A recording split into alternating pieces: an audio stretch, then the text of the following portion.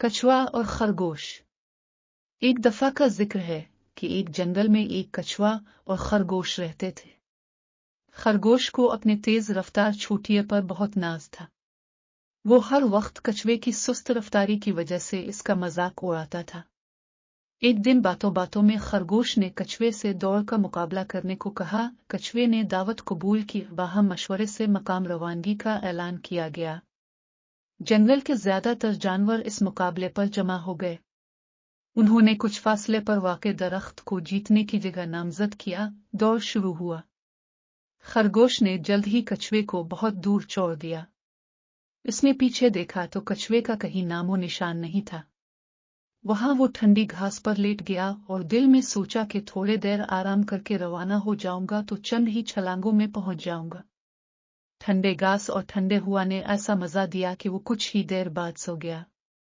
इस दौरान कछुआ आहिस्ता आहिस्ता खरगोश के पास से गुजर गया और जीत के मकाम पर पहुंच गया। खरगोश जब नींद से बेदार हुआ तो सोचा कि कछुआ अभी दूर होगा। लिहाजा जब वो जीत के मकाम पर पहुंच गया तो कछुए को मौजूद पाया और बहुत शर्मिंदा हो गया। नतीजा: गुरूर का सर नीचा होता है।